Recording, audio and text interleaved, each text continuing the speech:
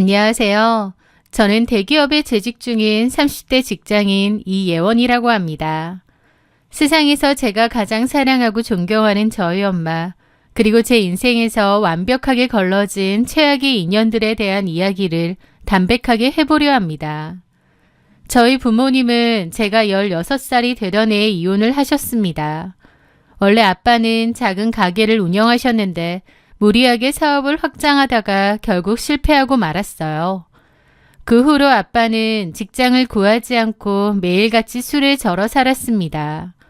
술만 마시면 집에 들어와서 엄마에게 소리를 지르고 세간살이를 부수며 폭력을 행사하게 되었죠. 엄마는 그래도 아빠가 사업 실패로 상심이 커서 저러는 것이라며 어떻게든 아빠를 이해하려 하셨어요. 그래도 가족인데 불쌍하다는 이유로 그 모진 세월을 꾹꾹 참아내신 거죠. 하지만 아빠의 폭력은 날이 갈수록 심해졌고 어느 날 술에 취한 아빠가 저에게까지 손찌검을 하는 일이 벌어졌습니다. 자신이 맞는 것은 참았던 엄마였지만 귀한 딸이 맞는 모습을 보자 완전히 눈이 뒤집히셨습니다. 엄마는 그날부로 미련 없이 아빠와 서류를 정리하고 이혼을 감행하셨거든요. 그렇게 엄마는 제 손을 꼭 잡고 연고도 없는 서울로 올라오셨습니다. 저희 모녀가 처음 자리 잡은 곳은 볕도 잘 들지 않는 낡은 반지하 단칸방이었어요. 엄마는 저를 굶기지 않기 위해 닥치는 대로 일을 하셨죠. 낮에는 식당 주방에서 종일 서서 일하시고 밤에 파김치가 되어 돌아와서도 쉬지 않고 인형 눈붙이기나 봉투 접기 같은 부업을 하셨습니다. 엄마는 한 식당에서 3년 넘게 성실하게 일을 하셨는데 아쉽게도 그 식당이 사정상 문을 닫게 되었습니다. 당장 생계가 막막해진 엄마는 다른 일자리를 알아보시다가 아는 지인 아주머니의 소개로 꽤 규모가 큰 2층짜리 갈비탕집에 취업하게 되셨어요. 페이도 괜찮고 집에서 거리도 가까워 처음에는 다행이라고 생각했습니다. 하지만 엄마는 그 갈비탕집을 다니면서부터 눈에 띄게 수척해지셨고 평소 힘든 내색을 전혀 하지 않으시던 분이 깊은 한숨을 쉬는 날이 잦아졌어요.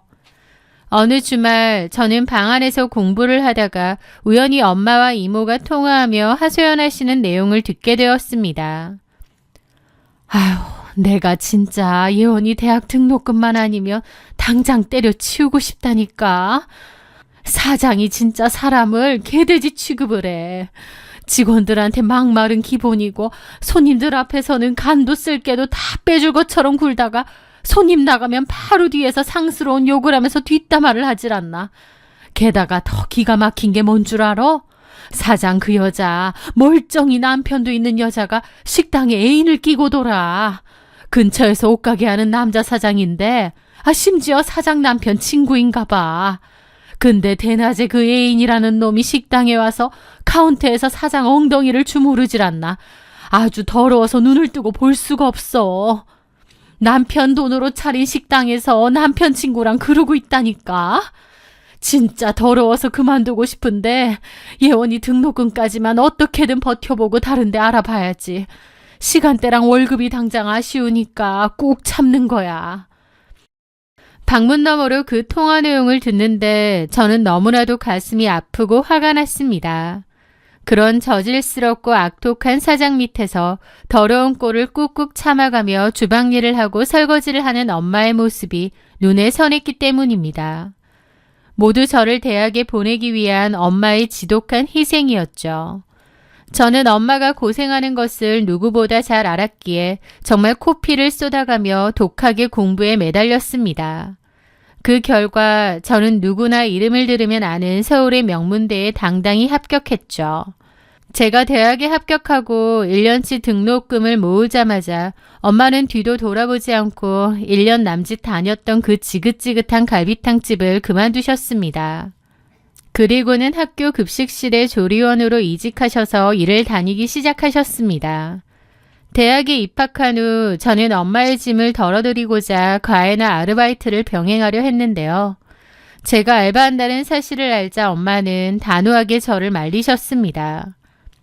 예원아, 돈 버는 건 엄마가 할 테니까 넌 네 앞가림에만 집중해. 알바할 시간에 차라리 도서관에 앉아서 스펙 하나라도 더 쌓아. 그게 엄마 도와주는 거야. 엄마의 뜻을 꺾을 수 없었던 저는 엄마의 희생에 보답하기 위해 4년 내내 단 한 번도 과 수석을 놓치지 않고 전액 장학금을 받으며 학교를 다녔습니다. 교환학생, 공모전 등 제 커리어에만 무섭게 집중했고 그 결과 저는 대학 졸업을 하기도 전에 국내 굴지의 대기업에 공채로 입사하는 쾌거를 이루었습니다. 제가 번듯한 직장인이 되고 첫 월급을 타던 날 저는 엄마에게 이제 제발 일을 그만두시고 편히 쉬시라고 간곡히 부탁드렸습니다. 엄마, 이제 나 돈 엄청 잘 벌어. 그러니까 일 당장 그만둬. 평생 나 키우느라 고생했는데 이제 놀면서 편하게 살아. 내가 다 책임질게. 하지만 엄마는 제 손을 토닥이며 웃으셨습니다. 놀면 뭐하니? 몸만도 쑤시지. 일할 수 있을 때까지는 일해야지. 그리고 엄마가 바보같이 일만 한 줄 알아? 급식실 다니면서 주변 아줌마들한테 기동량으로 주식 공부를 좀 했거든. 엄마는 지난 5년 동안 악착같이 모은 돈을 우량주에 조금씩 투자하고 계셨습니다. 그런데 운이 좋게도 엄마가 사두었던 주식들이 정말 크게 오르면서 자산이 꽤 불어나 있었습니다. 엄마는 그 수익금과 제가 벌어둔 돈, 거기에 대출금을 조금 더해 반지하 단칸방을 청산하고 볕이 아주 잘 드는 서울의 깔끔한 20평대 아파트로 이사를 할 수 있었죠. 엄마, 이제 진짜 좀 쉬세요. 몸도 안 좋잖아. 괜찮아. 오히려 일을 좀 해줘야 할기도 생기고 안 늙는 거야. 그리고 네 결혼 자금도 모아야 되고. 나중에 내 노후 자금도 든든하게 마련해놔야 늙어서 우리 딸한테 짐이 안 될 거 아니야. 엄마는 계속 일할 거야. 엄마의 그 깊은 사랑에 저는 그저 눈시울을 붉힐 수밖에 없었습니다.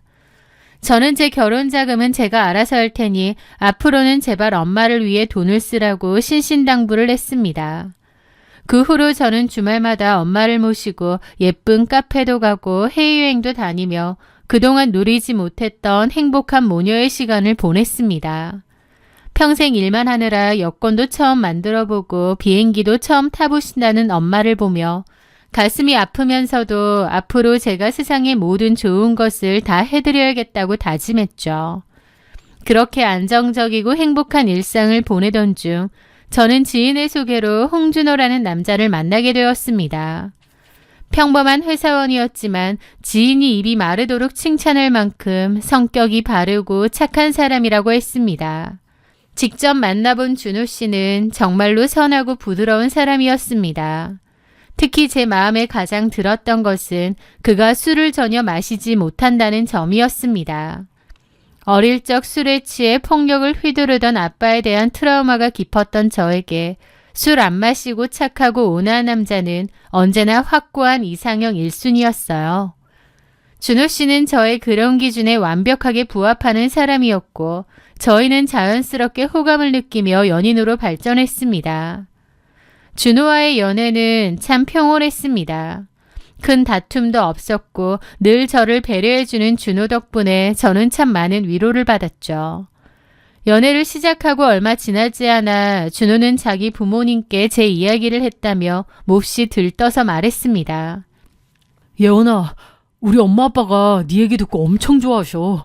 너 명문대 수석 졸업에 대기업 다닌다고 했더니 그런 똑똑하고 훌륭한 아가씨가 어디 있냐면서 당장 데려오라고 난리시더라고. 저를 좋게 봐주신다니 다행이더라고요. 저희는 2년 정도를 예쁘게 만났고 마침내 결혼을 약속하며 예비 시부모님을 정식으로 찾아뵙기로 했습니다. 첫인사를 드리러 간 자리에서 예비 시어머니는 저의 손을 덥석 잡으며 호들갑을 떠셨습니다. 어머 예원야, 듣던 대로 인상도 너무 참하고 예쁘네. 명문대에 대기업까지. 아유 진짜 엘리트네 엘리트야. 예원이네 어머니 아버지가 얼마나 자랑스럽게 생각하실까. 시어머니의 질문에 저는 조금 당황했습니다. 제가 아버지랑 살지 않는다는 걸 모르시는 것 같았거든요. 더 늦기 전에 말씀드려야겠다 싶어서 솔직하게 말씀을 드렸습니다. 어머님, 준호 씨가 아직 말씀을 안 드렸나 보네요. 저는 부모님이 예전에 이혼을 하셔서 엄마와 단둘이 살고 있습니다. 아버지는 안 계시지만 저희 엄마가 정말 훌륭하게 저를 키워주셨어요. 제 입에서 이혼과 홀어머니라는 단어가 나오는 순간 화기애애했던 시어머니의 표정이 미세하게 굳어지는 것을 보았습니다. 순간 분위기가 약간 어색해졌지만 시어머니는 이내 어색한 미소를 지으며 수습을 하셨습니다. 아, 그래?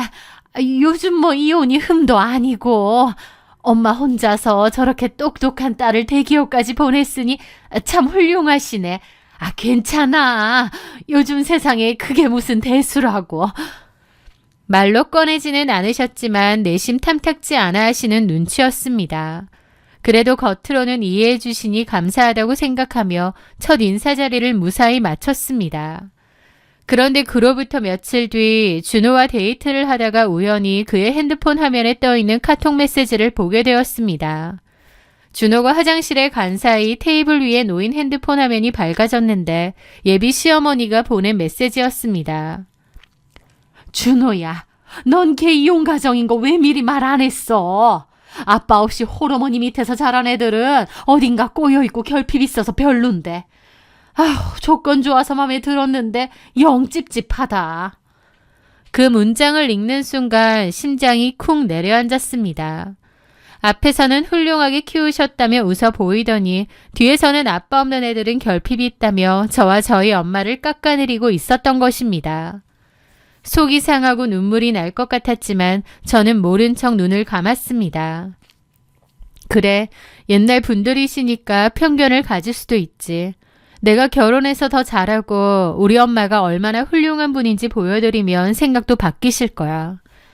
저는 준호가 화장실에서 돌아왔을 때 아무것도 보지 못한 척 웃어넘겼습니다. 이 찝찝한 직감을 무시하지 말았어야 했는데 그때의 저는 준호와의 결혼을 꼭 하고 싶었기에 애써 현실을 부정했던 것 같아요. 시간이 흘러 드디어 양가 부모님이 처음으로 마주하는 상견례 날이 밝았습니다. 엄마는 딸의 상견례에 초라해 보이지 않으시려고 백화점에서 큰맘 먹고 산 고급스러운 정장을 입고 미용실까지 다녀오셨습니다. 단아하게 꾸민 엄마의 모습은 제 눈에 그 어떤 귀부인보다 아름답고 우아해 보였죠. 저희 모녀가 먼저 상견례 장소인 고급 한정식집 룸에 도착하여 긴장된 마음으로 앉아 있었습니다. 약속 시간이 되자 룸의 미닫이 문이 열리며 준호와 예비 시부모님이 들어오셨어요. 오셨어요? 많이 기다렸니? 아유, 저희가 좀 늦었죠? 아니요, 저희가 일찍 왔습니다. 저희 엄마세요. 처음 뵙겠습니다. 예원이 엄마입니다. 엄마가 자리에서 일어나 우아하게 고개를 숙여 인사를 하셨습니다. 그런데 자리에 앉으려던 예비 시어머니가 갑자기 눈을 동그랗게 뜨더니 저희 엄마의 얼굴을 뚫어지게 쳐다보기 시작했습니다. 얼굴이 몹시 낯이 익은데 어디서 봤더라? 저와 준호는 서로 아는 사이냐며 어리둥절하게 쳐다보았습니다. 저희 엄마 역시 시어머니의 얼굴을 가만히 응시하시더니 이내 크게 당황하신 듯 안색이 변하셨습니다. 그 침묵 속에서 시어머니가 갑자기 무릎을 탁 치며 날카로운 목소리로 소리쳤습니다. 어머, 맞네. 전에 우리 갈비탕집 식당에서 주방 보던 아줌마네. 그 순간 제 머릿속을 스치고 지나가는 섬뜩한 기억 하나. 엄마가 1년 동안 뼈 빠지게 일하며 멸시를 견뎠다던 직원들을 개돼지 취급하고 대낮부터 카운터에서 상간난간 물고 빨던 그 최악의 갈비탕집 사장. 시어머니가 장사를 접은 지 꽤 되어서 제가 그 사실을 전혀 눈치채지 못했던 것이죠. 엄마 역시 크게 당황하신 듯 안색이 굳어졌지만 이내 제 상견례 자리라는 사실을 자각하시고는 애써 침착하게 인사를 건네셨습니다. 아, 네, 사장님. 오랜만에 뵙네요. 시아버지는 어리둥절한 표정으로 물었습니다. 여보, 사돈 어른을 알아? 그럼요. 우리 갈비탕집에서 설거지하고 음식하던 아줌마잖아. 아유, 세상에 어떻게 이런 우연이 다 있어? 어떻게 이런 데서 다 보지? 시어머니는 반갑다는 명목하에 노골적으로 저희 엄마를 아래 위로 훑어보며 비아냥거리기 시작했습니다. 출세했네요, 아줌마. 딸내미 좋은 대학 보낸다고는 그때 들었는데 그게 예언이었다니. 아유, 그렇게 지질이 궁상맞게 고생하더니 자식 복은 있었네요. 마치 옛날에 부리던 하녀를 대하듯 함부로 내뱉는 말투에 저는 속에서 천불이 끓어올랐습니다. 예비 신랑인 준호의 얼굴을 쳐다보았지만 준호는 그저 어색하게 웃으며 자기 엄마를 말릴 생각조차 하지 않았습니다. 엄마는 꽉 쥔 두 손을 무릎 위에 다소곳이 모은 채 제 결혼을 위해 애써 웃어 보이셨습니다. 예, 그렇죠. 다 예원이가 잘 커준 덕분이죠. 세상 오래 살고 볼 일이야, 진짜. 어떻게 이렇게 다 만나? 그것도 사돈지간으로. 참. 아니, 나는 그때 사장이다 보니 직원들이랑은 밥도 같이 안 먹었거든. 근데 이제는 나랑 이렇게 마주 앉아서 겸상도 다 하네요, 아줌마. 아이고, 이제 아줌마라고 하면 안 되나? 시어머니 입에서 나온 그 천박한 소리에 시아버지조차 눈살을 찌푸리셨습니다. 여보, 사돈 어른 될 분한테 말이 좀 지나치잖아. 그만해. 내가 뭘 어쨌다고 지나쳐요. 옛날 주방 아줌마 오랜만에 만나서 너무 반가워서 그러지. 안 그래요, 아줌마? 자, 사돈 어른. 입에 영 안 붙네. 아줌마가 입에 더 붙어. 예비 시어머니의 몰상식하고 무례한 행동에 저는 당장이라도 테이블을 엎고 식당을 나가고 싶었습니다. 하지만 엄마 앞에서 안 좋은 꼴을 보이기 그래서 일단 참고 나중에 남친에게 얘기를 해서 그냥 조용히 끝내야겠다 싶더라고요. 그렇게 입술을 꽉 깨물며 분노를 사귀고 있는데 코스 요리가 나오면서 시어머니의 막말은 점점 더 선을 넘기 시작했습니다. 근데 준호야, 사돈지간에 이렇게 수준 차이가 너무나도 괜찮겠니? 나는 예원이가 명문대 나왔다길래 집안도 꽤 빵빵한 줄 알았지 뭐야. 시어머니는 젓가락을 식탁 위에 탁 소리나게 내려놓으며 저를 똑바로 쳐다보셨습니다. 내가 우리 예원이는 똑 부러져서 참 좋게 봤는데 사돈 수준을 보니까 솔직히 이 결혼 다시 생각해야 되는 게 아닌가 싶네. 아무리 그래도 그렇지 서로 격이 좀 안 맞지 않나? 저는 너무 놀라 눈을 커다랗게 떴습니다. 어머니, 말씀이 너무... 아이고, 농담이야, 농담. 내가 직설적이라 농담을 좀 세게 해. 예원이가 지금 잘 됐고 싹싹하니까 내가 다 눈 감아주고 봐줄게. 시어머니는 농담이라는 변명으로 사람을 철저하게 짓밟고 있었습니다. 그러더니 기어코 뇌를 거치지 않은 망언을 쏟아내더라고요. 참 아줌마, 아니 사돈, 예전에도 손맛은 꽤 좋았던 걸로 기억하는데 그럼 앞으로 우리 집에 솜씨 좀 발휘해서 밑반찬 좀 해다 줘요. 그리고 마침 조만간 김장철이기도 하니까 시간 내서 우리 집에 와서 김치도 좀 담가주고 그래. 예전 주방 이모들 솜씨 중에 그래도 예원 엄마가 제일 쓸만했거든. 사돈끼리 그래줄 수 있죠? 그 말을 듣는 순간 제 머릿속에서 팽팽하게 당겨져 있던 인내심의 끈이 툭 하고 끊어져 버렸습니다. 참고 조용히 끝내려고 했는데 도저히 안 되겠더라고요. 저희 엄마를 대놓고 깔아뭉개는 꼴을 더는 지켜볼 수 없었습니다. 저는 의자를 거칠게 뒤로 빼며 자리에서 벌떡 일어났습니다. 어머니, 말씀이 너무 무례하시네요. 듣기 거북할 정도입니다. 저희 엄마가 예전에 어머님 식당에서 일한 건 맞는데 직원으로서 열심히 일하셨어요. 이런 식으로 비아냥거리는 말씀 들을 이유 없는데요? 제 말의 순간 룸 안에 싸늘한 정적이 내려앉았습니다. 놀란 준호가 제 팔목을 잡으려 했습니다. 예원아, 갑자기 왜 그래? 참아, 우리 엄마가 그냥 옛날 생각나서 편하게 하신 말씀이잖아. 편하게?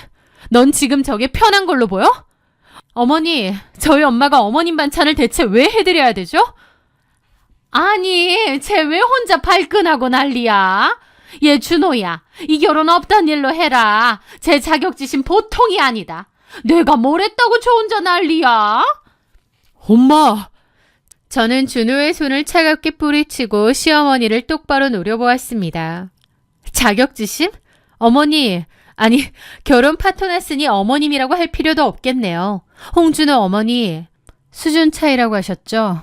네, 맞네요. 이런 교양 없고 천박한 집안이랑은 저희 집 수준이 안 맞아서 저도 이 결혼 안 되겠네요. 그만하겠습니다. 제가 폭탄 선언을 하자 시아버지는 크게 당황하셨고 시어머니의 얼굴은 분노로 불그락 푸르락해졌습니다. 엄마, 일어나.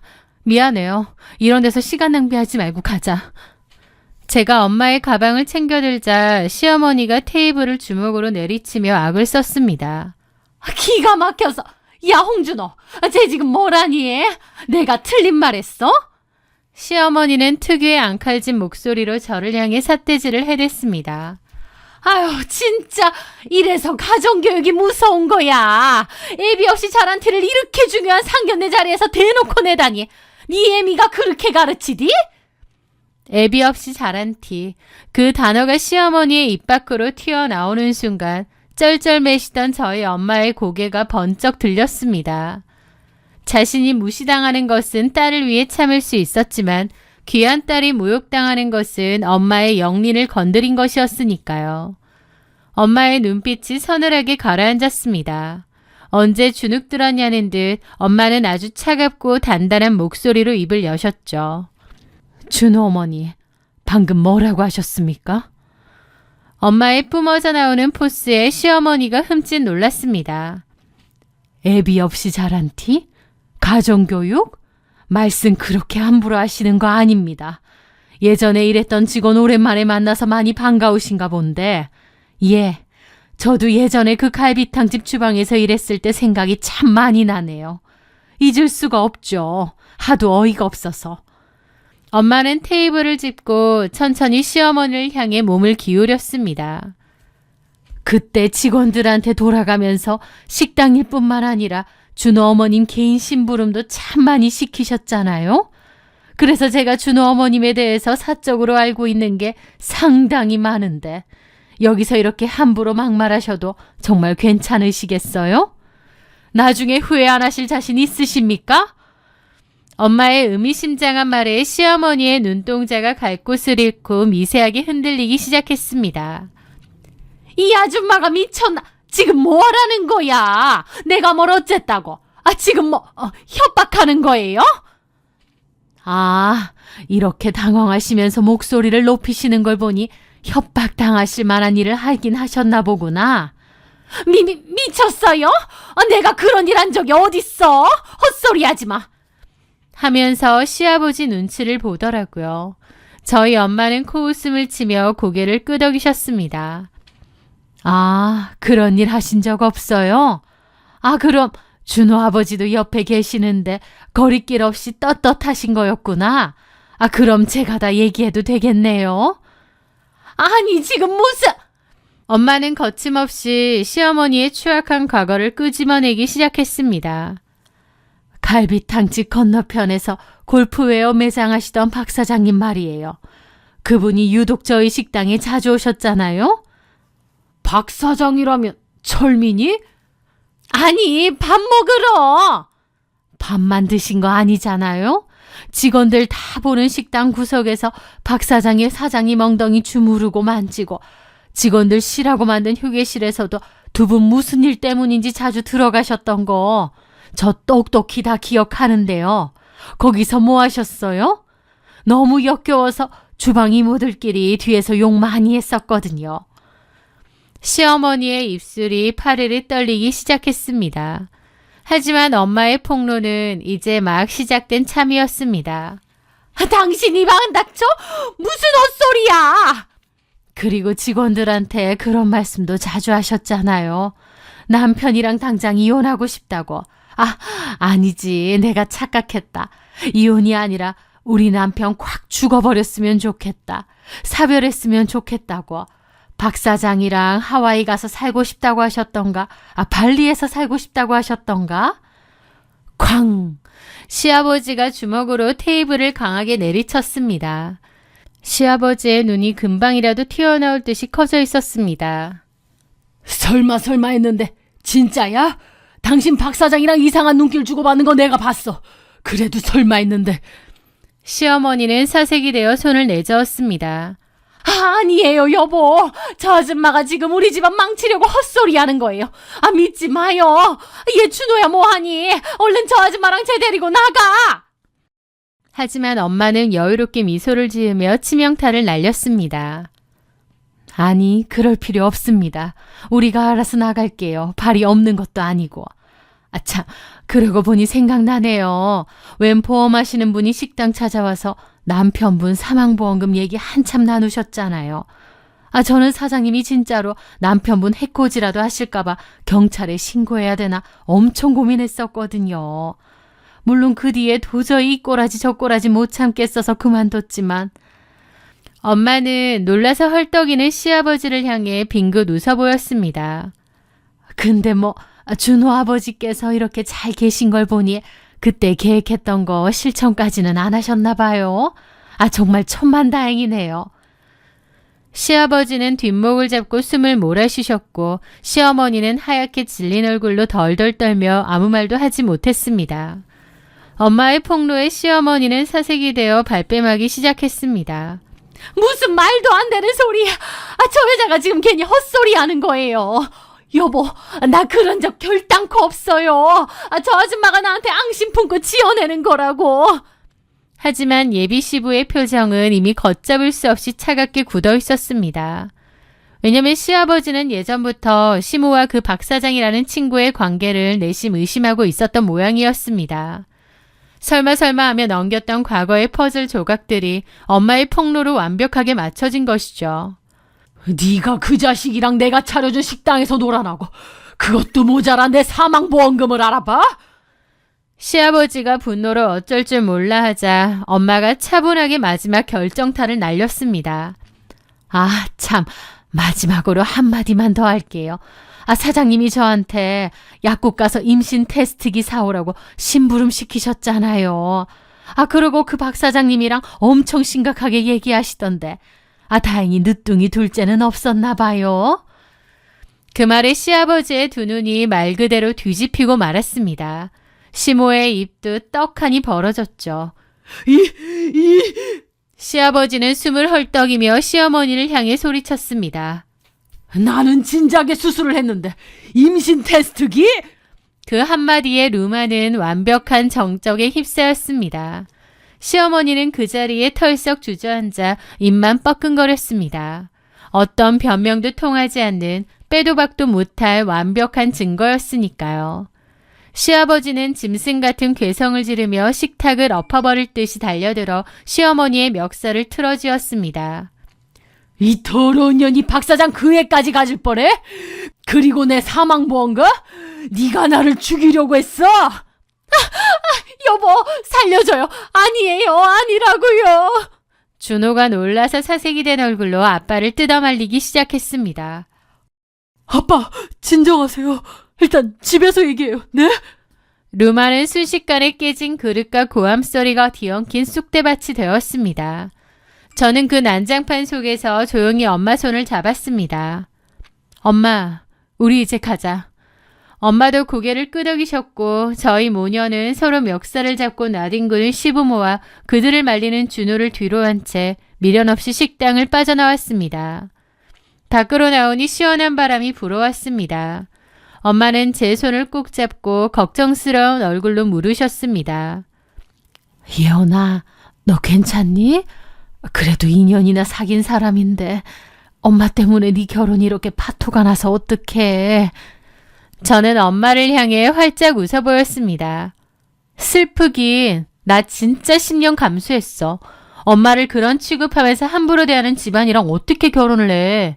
저런 무식하고 천박한 시어머니 밑으로 안 들어가게 된 게 천만다행이야. 엄마가 나 살린 거야. 제 진심 어린 대답에 엄마도 그제야 마음을 놓고 환하게 웃으셨습니다. 그렇게 제 결혼은 완벽하게 파토가 났습니다. 그리고 홍준호네 부모님도 이혼소송에 들어갔죠. 홍준호 엄마는 위자료 한 푼 받지 못하고 쫓겨날 위기에 처했다고 하더군요. 게다가 홍준호 아빠는 아내가 자기를 죽이고 사망보험금을 타내려 했다며 살인미수로 고소하겠다고 경찰서 바닥에서 대성통곡을 하고 난리도 아니었다면서요. 이걸 어떻게 하냐고요? 어느 날 늦은 밤 제 핸드폰으로 전화가 걸려왔거든요. 바로 홍준호였습니다.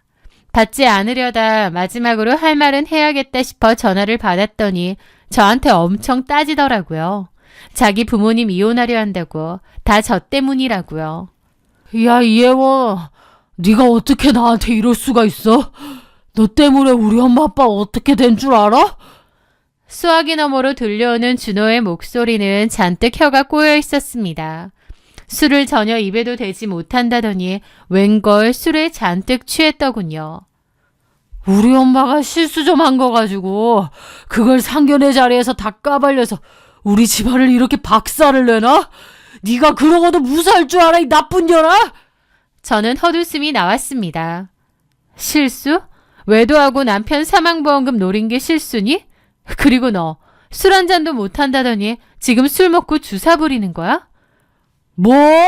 내가 술 좀 마신 게 어때서? 너 진짜 그따위로 살지 마. 애비 없이 자란 티내냐?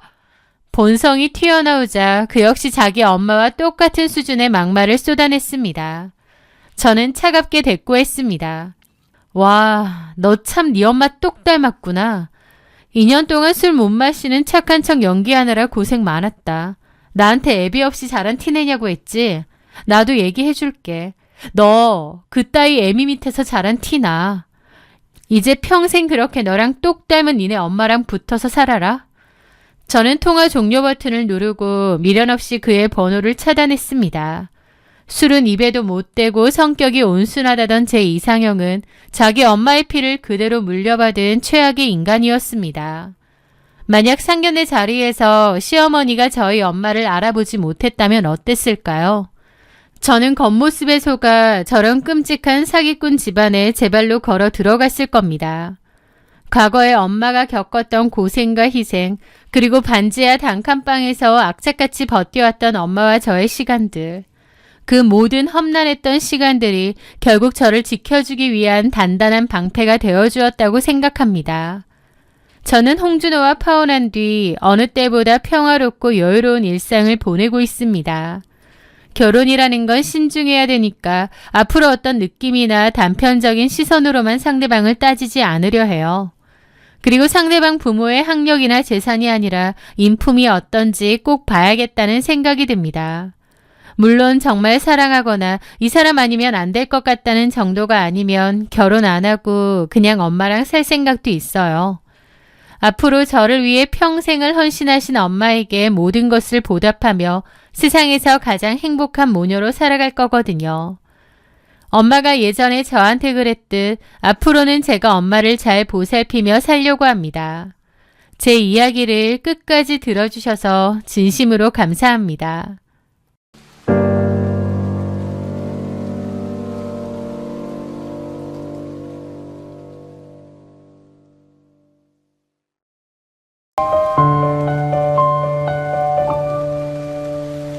안녕하세요. 저는 현재 혼자서 아이를 키우고 있는 공무원 오수영이라고 합니다. 요즘은 혼전 임신이 흉이 되는 시대가 아니라고들 하죠. 실제로 혼전 임신으로 결혼해서 아이를 낳고 남들보다 조금 일찍 가족을 꾸려 누구보다 행복하고 단단하게 잘 살아가는 부부들도 정말 많은 것 같습니다. 하지만 누군가 저에게 혼전 임신으로 인한 결혼에 대한 조언을 구한다면 저는 제 뼈아픈 경험을 바탕으로 무조건 반대하고 싶습니다. 사람의 진짜 본성을 파악하기 위해서는 사계절을 함께 겪어봐야 한다는 말이 있죠.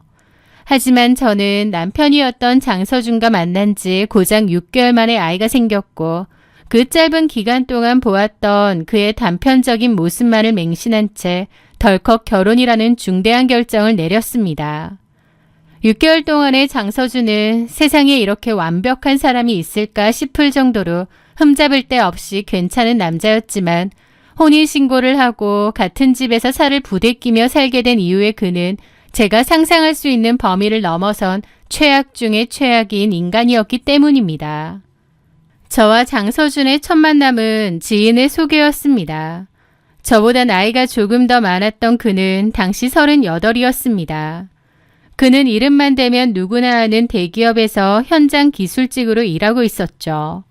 생산직 군이었지만 연차도 꽤 쌓였고 대기업 특성상 교대 근무와 수당이 더해져 제가 받는 공무원 월급과는 비교도 안 될 만큼 돈을 정말 잘 벌었습니다.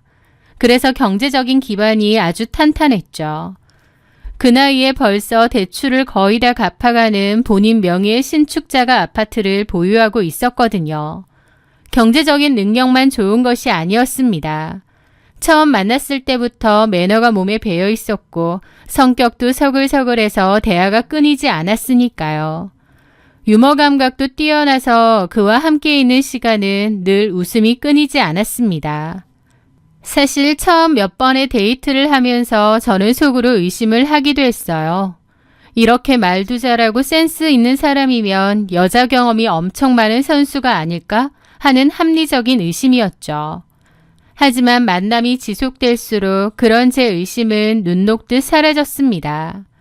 그는 술을 즐기지 않았고 담배도 피우지 않았습니다. 퇴근하면 곧장 저를 만나러 오는 거 아니면 자기 집으로 귀가했고 주말에도 쓸데없이 친구들을 만나 술자리를 갖는 일이 거의 없었어요. 오직 저에게만 집중하며 헌신하는 모습을 보여주었죠. 게다가 여자 문제로 속을 썩힐 만한 낌새조차 전혀 없었습니다. 연락도 늘 칼같이 잘 되었고 주말이나 휴일에 모든 동선이 투명했거든요. 그렇게 완벽한 조건과 다정한 성격을 가진 남자가 왜 38이 되도록 결혼을 못하고 혼자였을까? 저는 문득 궁금해졌습니다. 하루는 분위기 좋은 레스토랑에서 저녁을 먹으며 장난 반, 진담 반으로 그에게 물었죠. 서준 씨는 성격도 좋고 직장도 탄탄하고 집도 다 마련해놨는데 왜 여태 혼자였어요? 눈이 엄청 높은 거 아니에요? 제 질문에 그는 저를 지그시 바라보며 아주 부드러운 목소리로 대답했습니다. 맞아요. 저 여자 보는 눈 엄청 까다로워요. 어설프게 만나서 시간 낭비하는 거 딱 질색이거든요. 그런데 수영 씨 처음 본 날 솔직히 첫눈에 이 사람이 내 운명이구나 하는 걸 알았어요. 내 까다로운 기준을 단번에 없애버린 사람은 수영 씨가 처음이에요. 그만큼 수영 씨가 너무 괜찮은 여자기도 하고. 30이 훌쩍 넘은 나이였지만 저는 바보같이 그 달콤한 말에 깜빡 속아 넘어갔습니다.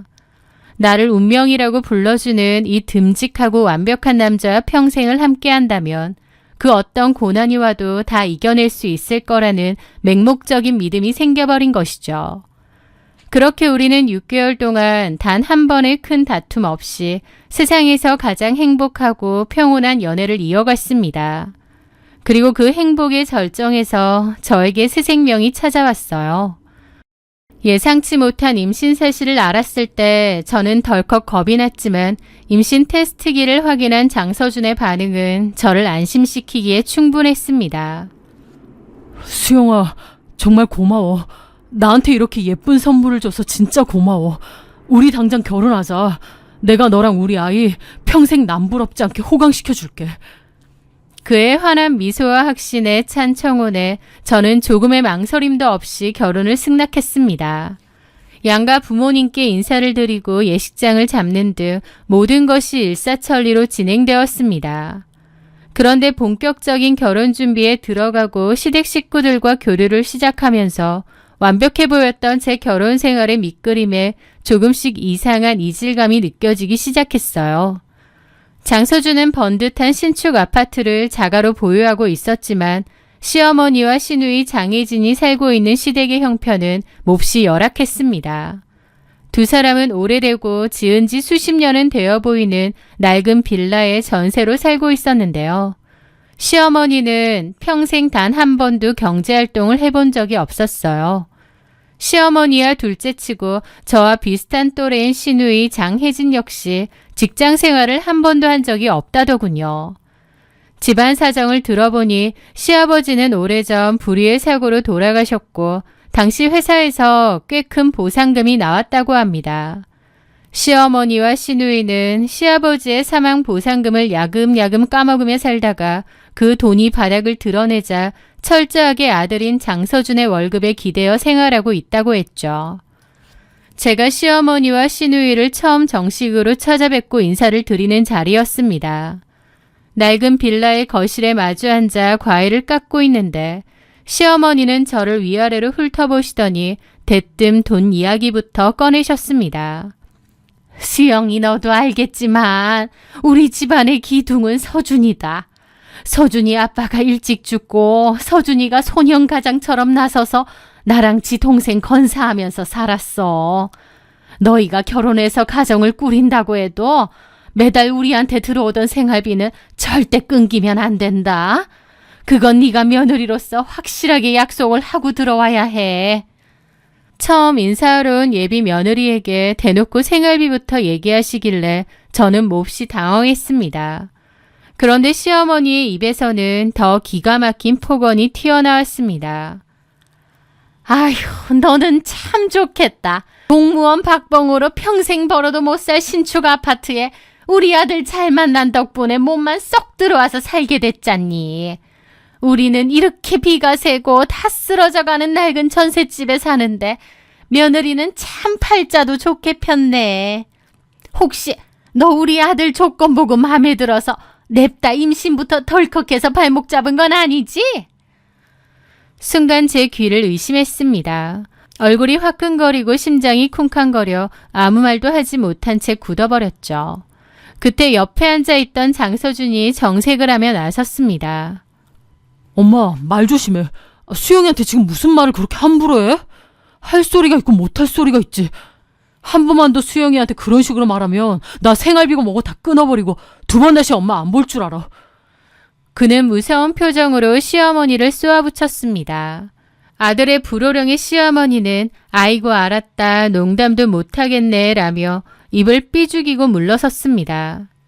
시어머니의 저급한 막말에 큰 상처를 받았지만 한편으로는 제 편을 들어주며 시어머니를 단호하게 제압하는 장서준의 모습에 묘한 안도감을 느꼈습니다. 시댁이 조금 벅차긴 해도 남편이 저렇게 중간에서 확실하게 내 방패막이가 되어준다면 괜찮을 거야. 저는 또다시 바보 같은 합리화를 하며 그 불길한 경고등을 스스로 꺼버린 거죠. 어쨌든 시댁의 무례함에도 불구하고 뱃속의 아이는 이미 자라고 있었고 제 눈에 비친 남편은 여전히 다정하고 든든했기에 저희는 예정대로 결혼식을 올렸습니다. 결혼과 동시에 저는 제가 살던 작은 원룸을 정리하고 남편 명의의 신축 아파트로 짐을 합쳤습니다. 임신 초기라 몸이 무거웠지만 이제 진짜 내 가정이 생겼다는 설렘과 기쁜 마음으로 남편 집의 짐들을 정리하기 시작했죠.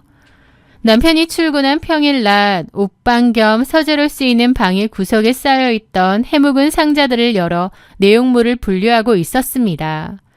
그러다 제일 아래쪽에 깔려있던 무거운 종이 상자 하나를 열게 되었습니다. 상자 안에는 빳빳한 고급 종이들이 가득 들어있더라고요. 그런데 무심코 맨 위에 있는 종이를 집어들고 펼쳐본 순간 저는 제자리에서 굳어버리고 말았습니다.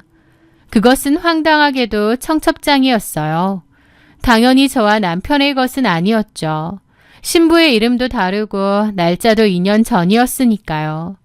머릿속이 하얘지더라고요. 연애기간 6개월 그리고 결혼을 준비하는 기간 동안 장서준은 단 한 번도 저에게 과거에 결혼을 약속했다거나 예식장까지 잡고 청첩장을 찍은 적이 있다고 말한 적이 없었습니다. 과거의 연애야 누구에게나 있는 법이지만 청첩장까지 찍고 파혼을 했다는 것은 꽤 큰일이잖아요. 그것을 혼인신고를 마친 지금까지 철저하게 숨겼다는 사실에 너무 황당하더라고요. 그날 저녁 남편에게 청첩장을 보여줬습니다. 이거 뭐야? 당신 2년 전에 결혼할 뻔했어? 그런데 남편은 대수롭지 않다는 듯 소파에 털썩 주저앉으며 말했습니다. 아, 그거 버린 줄 알았는데 안 버렸나 보네. 수영아, 별거 아니야. 2년 전에 만났던 사람이랑 결혼 얘기가 오가긴 했는데 막판에 성격 차이로 다투고 파혼했어. 그냥 그게 다야. 그게 다라고? 청첩장까지 찍고 파혼했는데 그런 건 얘기해줬어야 되는 거 아니야? 왜 숨긴 거야? 숨긴 게 아니라 굳이 말할 필요를 못 느낀 거지. 수영아, 혼인신고를 해서 호적에 줄이 그어진 것도 아니잖아? 그냥 연애하다가 헤어진 거랑 똑같은 거야. 내가 무슨 돌싱인 것도 아닌데 굳이 말해서 너 신경 쓰이게 만들 이유가 없잖아.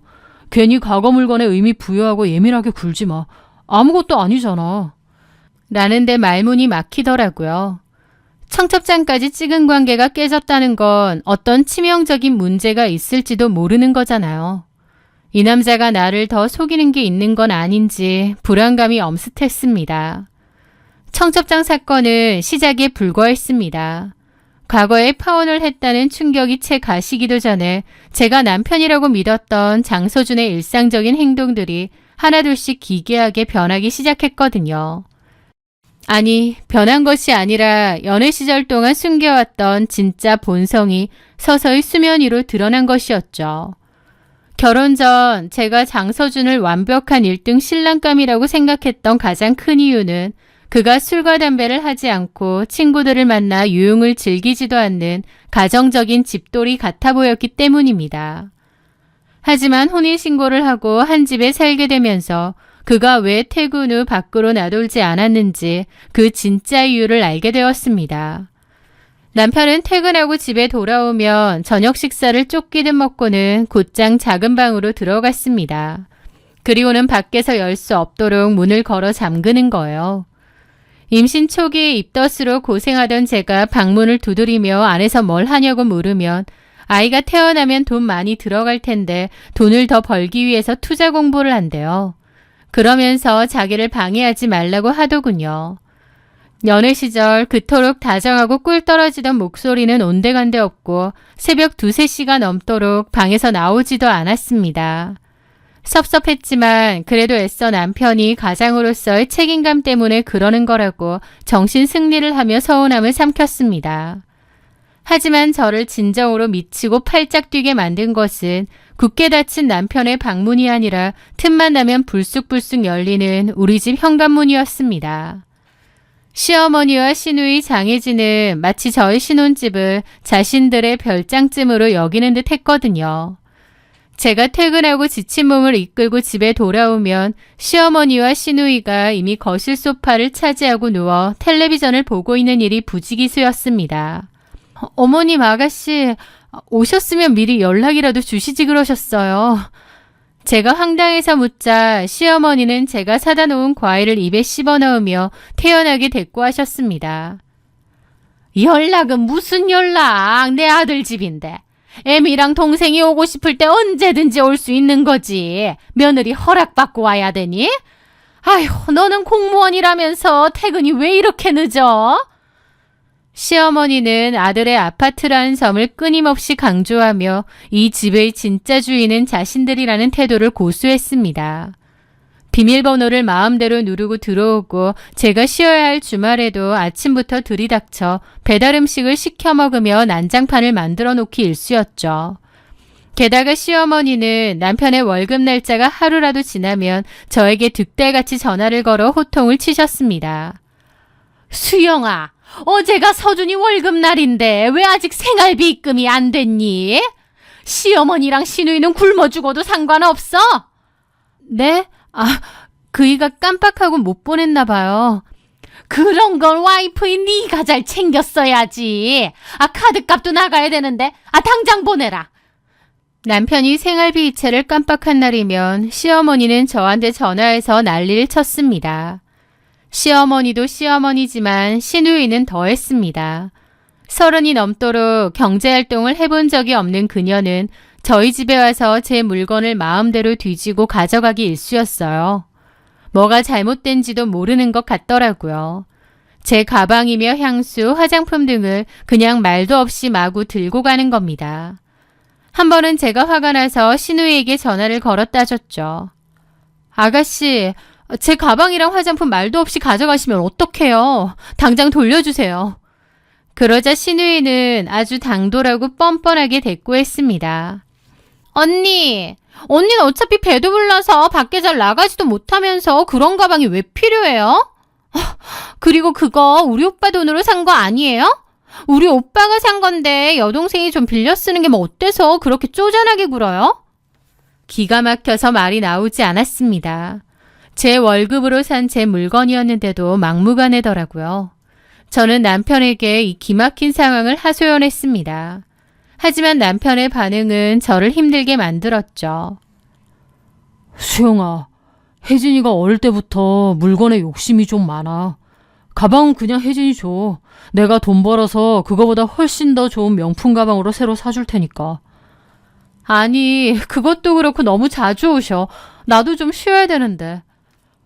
아, 엄마랑 혜진이가 우리 집에 오고 싶어서 오는 건데 그걸 내가 어떻게 막아? 오지 말라 그래? 아들 집 오겠다는데? 아, 나도 힘들어. 아, 제발 그만 좀 징징대고. 나 너무 피곤하다. 그는 제 편은커녕 오히려 저를 속 좁고 징징대는 여자로 취급했습니다. 그런 나날이 반복되었고 저도 너무 힘들더라고요. 그러던 무렵 예정일보다 이르게 진통이 찾아왔습니다. 진통 후에 낳은 아이는 너무 예쁘더라고요. 그동안의 서러움이 씻겨 내려가는 것처럼요. 퇴원 후 저는 미리 예약해두었던 산후조리원으로 들어갔습니다. 2주 동안 머물기로 한 곳이었죠. 남편은 제가 조리원에 있는 동안 자신도 육아휴직을 썼다며 매일같이 조리원으로 출근 도장을 찍었습니다. 여보, 나 당분간 회사 육아휴직 냈어. 우리 아기 태어났는데 내가 당신 옆에서 있어야지. 그런데 제가 조리원에 입소한 지 12일째 되던 날 퇴소를 불과 이틀 앞두고 있던 오후였습니다. 수유실에서 아이에게 젖을 물리고 방으로 돌아와 쉬고 있는데 조리원 로비 쪽에서 심상치 않은 고함 소리와 우당탕탕 물건 부서지는 소리가 들려왔습니다. 장서주, 이 새끼가 20년단 줄 알아? 못 찾을 줄 알아? 살벌한 욕설과 고함에 놀란 산모들이 방문을 빼꼼히 열고 내다보았고 저 역시 제 남편 이름이 불리자 놀라서 밖을 쳐다보았습니다. 험악하게 생긴 남자 셋이 들이닥쳐 조리원 직원들과 실랑이를 벌이고 있는 거예요. 그리고 그 남자들의 한가운데 제 남편 장서준이 멱살을 잡힌 채 바닥에 질질 끌려다니고 있는 거예요. 저는 너무 놀라 입이 뜨악했죠. 네가 잠수 타면 우리가 못 찾을 줄 알았냐? 돈 빌려갔으면 갚아야지. 연락 다 씻고 회사 때려치고 도망쳐. 와이프랑 애 앞에서 한번 뒤져볼래? 남자는 핏대가 선 얼굴로 남편의 뺨을 거칠게 때리며 소리쳤습니다. 조리원 원장님이 경찰에 신고하겠다며 말렸지만 남자들은 아랑곳하지 않고 남편을 패대기 치더라고요. 저는 사색이 되어 다리가 후들거렸습니다. 그만하세요. 도대체 당신은 누군데 남의 조리원 와서 행패해요? 제가 비명을 지르며 뛰어들자 멱살을 잡고 있던 남자가 저를 위아래로 훑어보며 코웃음을 쳤습니다. 아, 당신이 장소준 마누라야. 남편 간수 좀 잘하지 그랬어. 이 새끼가 우리한테 빌려간 돈만 수억이야 수억. 도박 빚으로 빌려간 걸 안 갚고 있다고. 그 남자의 입에서 쏟아지는 말들은 제 뇌를 강하게 후려치는 것 같았습니다. 도박? 수억 원의 빚? 머리가 핑 돌고 호흡이 가빠졌습니다. 바닥에 널브러져 있는 남편을 향해 제가 떨리는 목소리로 물었습니다. 여보, 이게 다 무슨 소리야? 도박이라니. 제 물음에 남편은 고개를 푹 숙인 채 덜덜 떨기만 할 뿐 아무 말도 하지 못했습니다. 그때 옆에 있던 다른 사채업자가 비웃으며 쐐기를 박았습니다. 이 새끼 잡으려고 회사 찾아갔더니 그 사이에 튀었네. 회사까지 그만뒀다는 거예요. 저는 전혀 몰랐습니다. 세상이 무너져 내리더라고요. 저한테는 회사에 육아휴직을 냈다고 하더니 그게 아니라 도박 빚 때문에 빚쟁이들이 회사로 쳐들어와 직장에서 잘리고 쫓겨난 거였습니다. 1등 신랑감인 줄 알았던 장서준은 최악의 도박 중독자였던 거죠. 경찰 사이렌 소리가 들려오기 시작하자 사채업자들은 내일 모레까지 돈 안 해놓으면 진짜 묻어버린다는 협박을 남기고 황급히 자리를 떴습니다. 조리원 로비에는 정적만이 남았고 저와 남편을 바라보는 수많은 시선만이 따갑게 내리꽂히고 있었습니다. 저는 바닥에 엎드려 있는 남편을 향해 다가갔습니다. 그런데 남편은 미안함이나 죄책감은커녕 제 어깨를 부여잡으며 그러는 거예요. 수영아, 너 지금 통장에 현금 얼마 있어? 너 마이너스 통장 뚫을 수 있지? 아니면 대출이라도. 이번에 한 방만 크게 터트리면 빚 다 갚을 수 있을 것 같은데. 제발 돈 좀 융통해 주면 안 될까? 라는데 소름이 쫙 끼치는 거예요. 그리고 이제 와서 보니 도박에 미쳐도 단단히 미쳐버린 것 같더라고요. 이 인간은 끝났다. 여기서 도망치지 않으면 내 아이와 나도 저 괴물과 함께 시궁창에서 죽겠구나 라는 것을 느꼈습니다. 저는 남편을 힘껏 밀쳐내고 곧장 방으로 돌아갔습니다. 그리고 조리원 원장님께 당장 퇴소하겠다고 말씀을 드리고 허둥지둥 짐을 챙겼죠.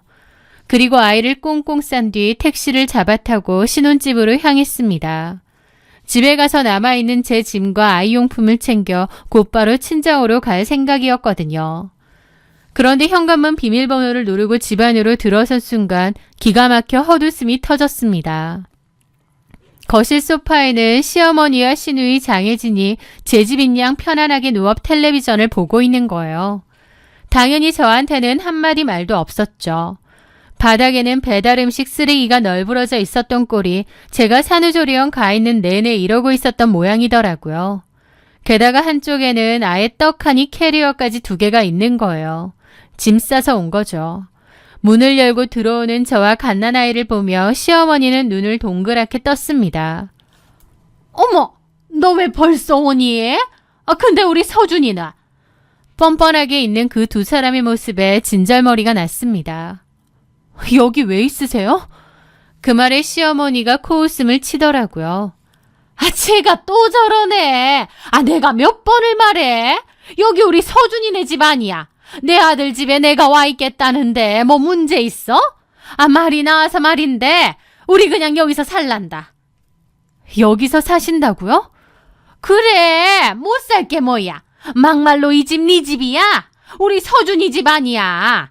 내 아들 돈으로 너는 이런 좋은 집 살고 왜 엄마인 나랑 동생인 혜진이는 그 얄궂은 데서 살아야 되니?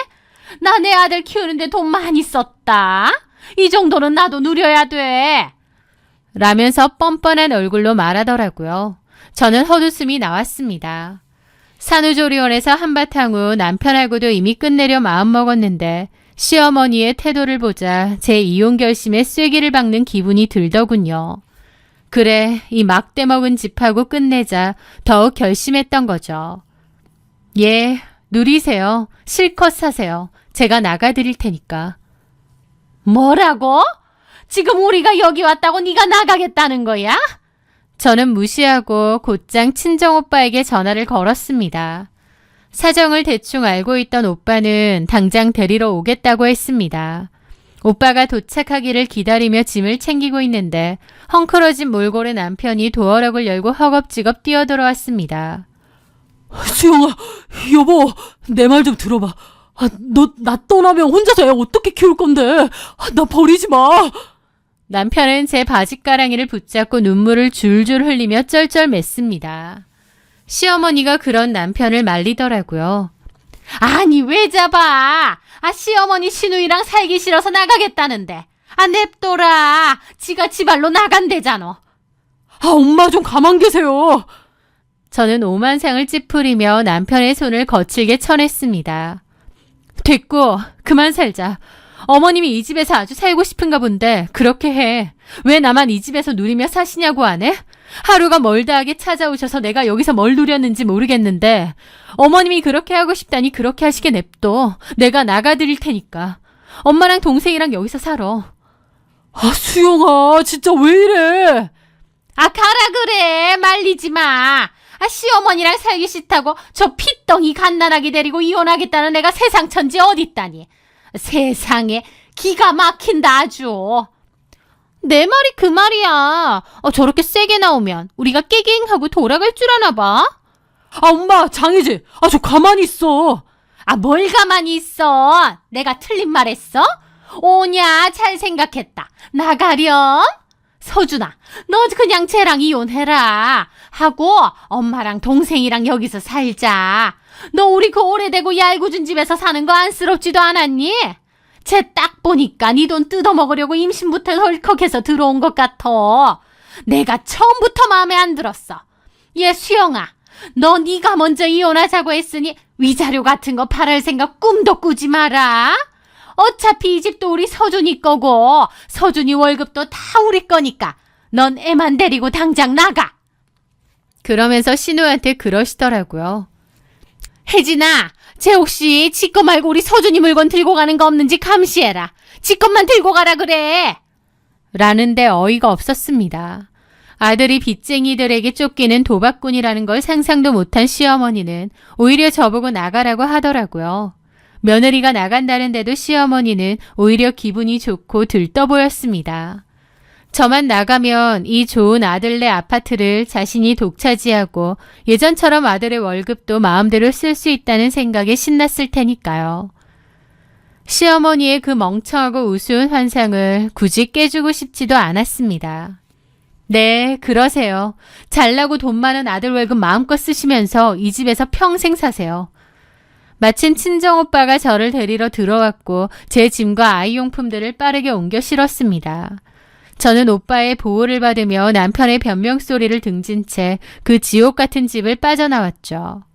오빠의 차를 타고 친정으로 향하는 길 조수석에 앉아 잠든 아이의 얼굴을 내려다보는데 눈물이 쏟아졌습니다. 처음에는 소리 없이 흐르던 눈물이 이내 주체할 수 없는 오열로 바뀌었습니다. 어쩌다 이렇게 됐을까? 여러 가지 자책과 서러움이 북받쳐 차 안에서 짐승처럼 펑펑 울었죠. 오빠는 아무 말 없이 묵묵히 운전을 하며 제 어깨를 다독여 주었습니다. 한참을 울고 나니 핸드폰이 울렸습니다. 신우이 장혜진이었어요. 새언니, 엄마가 다시 한번 말하라고 해서 문자 보내는데요. 언니가 먼저 집 나가겠다고 결정하고 이혼하자고 한 거니까 나중에 위자료니 뭐니 딴소리 하지 마세요. 참고로 번복하고 돌아와도 우리 엄마가 절대 안 받아준대요. 우리 오빠 돈 한 푼도 못 주니까 알아서 애 잘 키우세요. 이 상황에서도 돈. 진짜 주제 파악을 못해도 이렇게 못할 수가 있을까요? 저는 어이가 없어서 실소조차 나오지 않았습니다. 답장할 가치도 없어 바로 번호를 차단해버렸죠. 그렇게 친정에 머물며 본격적인 이혼소송과 친권, 양육권 확보를 위한 법적 절차를 준비하기 시작했습니다. 그런데 막상 집에 와보니 제 물건하고 미리 사둔 아이 물건하고 미처 챙기지 못한 짐들이 꽤 있었습니다. 그건 들고 와야겠다 싶었기에 오빠와 함께 다시 한번 그 아파트로 향했죠. 그런데 엘리베이터를 타고 층에 내렸을 때부터 분위기가 심상치 않았습니다. 저희 집 현관문이 활짝 열려 있었고 집안에서는 요란한 고함 소리와 비명 소리가 울려 퍼지고 있는 거예요. 이게 뭔 일인가 싶어 오빠와 함께 조심스럽게 열린 문틈으로 집안을 들여다보았습니다. 그리고 깜짝 놀랐죠. 집안은 그야말로 아수라장이었거든요. 지난번 조리원 로비에서 보았던 그 험악한 사채업자들이 집안까지 쳐들어와 난동을 부리고 있었으니까요. 장서준 그 새끼 어디 있는지 불어. 돈 안 갖고 도망치면 여긴 다 우리 거라고 했지? 집안에 있는 거 싹 다 빨간 딱지 붙여버리기 전에 당장 그 새끼 데려와.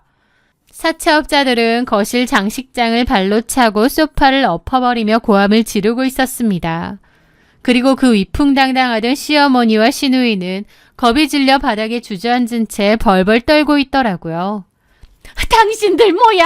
당장 나가! 경찰 부르기 전에! 맞아요! 경찰 부르기 전에 당장 나가요! 사채업자는 기가 찬다는 듯 헛웃음을 치며 시어머니의 삿대질을 뿌리쳤습니다. 경찰! 불러봐!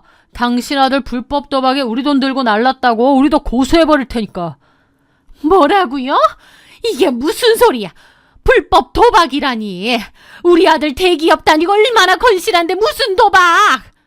건실 같은 소리 하네. 그 회사 잘린 지가 언젠데. 아들이 불법 도박하는 것도 몰랐어? 이 집도 이미 우리한테 담보로 잡혀서 어차피 넘어갈 거야. 그러니까 고만 버티고 짐 싸서 곱게 나가셔. 사채업자의 입에서 나온 팩트 폭격에 시어머니와 시누이의 얼굴은 그야말로 사색이 되었습니다. 시어머니는 믿을 수 없다는 듯 가슴을 치며 오열하기 시작했습니다. 말도 안 돼. 그럴 리가 없어. 말도 안 돼. 이 집 넘겨도 빚 모자라니까 빨리 전화해보라고. 아들한테 직접 들으면 될 거 아니야. 출장 갔다고 했는데. 회사 잘렸는데 출장은 개뿔. 어디 노름판 가서 노름이나 하고 있겠지. 아니면 PC방 죽치고 앉아서 인터넷 도박하고 있거나. 시모랑 신우가 꼴딱꼴딱 넘어가더군요. 오빠는 다음에 오자고 했지만 저는 그 난장판 속으로 덤덤하게 걸어 들어갔습니다. 아는 체도 하지 않고 묵묵히 방으로 들어가 옷장과 서랍을 열고 묵묵히 제 남은 짐들과 아이용품을 박스에 주워 담고 있자니 신우랑 시모가 저를 붙잡더라고요. 예, 너 마침 잘 왔다. 이게 다 무슨 소리라니. 새언니, 이거 오해죠. 이 사람들 말 사실 아니죠. 불과 며칠 전만 해도 우리 오빠 돈 한 푼도 안 줄 테니 알아서 살라고 카톡을 보내던 그 뻔뻔한 신우이가 맞나 싶었습니다. 저는 경멸스러운 눈빛으로 신우이의 손을 차갑게 떼어냈습니다. 내가 오빠랑 이혼하겠다고 한 거 이것 때문이에요. 어머님, 저한테 아들 재산 탐나서 일부러 임신한 거 아니냐 하셨죠? 참나, 재산은 무슨. 빚도 재산이면 재산이겠네요. 저 진짜 사기당한 기분이에요. 어머님 아들 도박꾼의 빚쟁이인지 상상도 못했네요. 거기다가 뻔뻔하게 집 내놓으라는 시댁 식구들까지. 진짜 지긋지긋하네요. 어머님 말 맞다나 이 집도 어머님 아들 집이고 아들 월급도 다 어머님 거예요. 저는 이제 상관없는 사람입니다. 집만 챙겨 나갈 테니 놓으세요.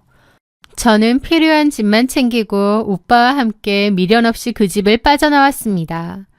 등 뒤로 시어머니의 곡소리와 사채업자들의 쌍욕이 뒤섞여 들려왔지만 제 마음은 그 어느 때보다 홀가분했습니다.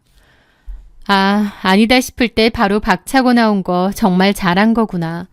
아니었으면 저 못 볼 꼴을 나도 당했겠구나 싶었죠. 나중에 건너 들은 소식에 의하면 남편 장서주는 그 길로 완전히 야반도주를 해서 잠적해버렸다고 합니다. 사채업자들을 피하기 위해 멀리 지방으로 내려가 숨어 지낸다는 소문만 들려올 뿐이었죠. 그 아파트는 사채업자들에게 넘어가 경매로 처분되었고 시어머니와 시누이는 쫓겨났다고 합니다. 평생 아들 돈에 빨대를 꽂고 편하게 살려던 두 모녀는 이제는 아들 빚에 쪼들리며 살게 된 거죠. 저는 변호사를 통해 걸석 재판으로 이혼 소송을 신속하게 마무리 지었습니다. 도박 중독의 빚쟁이 남편이었기에 친권과 양육권은 너무나도 당연하고 쉽게 제게로 가져올 수 있었어요. 물론 남편이 행방불명 상태라 위자료나 매달 받아야 할 양육비는 단 한 푼도 받지 못하고 있지만요. 못 받는 게 차라리 나은 것도 같아요. 차라리 그 인간과 완전히 연락이 두절된 채 사는 게 낫지. 그런 인간이 아빠라는 이유로 계속 엮여있기는 싫거든요. 1등 신랑감인 줄 알고 속아서 결혼했던 6개월. 그 짧은 착각의 대가는 너무나도 혹독했습니다. 하지만 저는 무너지지 않았습니다. 저에게는 든든한 친정 식구들이 있고 무엇보다 제 목숨보다 소중하고 예쁜 아기가 제 곁에 있으니까요. 아직 그 끔찍했던 시간들의 상처가 완벽하게 다 아문 것은 아닙니다. 가끔은 홀로 아이를 키우는 현실이 버겁게 느껴질 때도 있어요. 하지만 저를 향해 빵긋빵긋 웃어주는 아이의 천사 같은 얼굴을 볼 때면 저는 다시 한번 주먹을 꽉 쥐고 마음을 다잡게 됩니다. 이제는 오직 이 작고 예쁜 아이를 지켜내는 강인한 엄마 오수영으로서 누구보다 당당하고 행복하게 살아갈 거거든요. 제 길고 아팠던 이야기를 끝까지 들어주셔서 진심으로 감사합니다.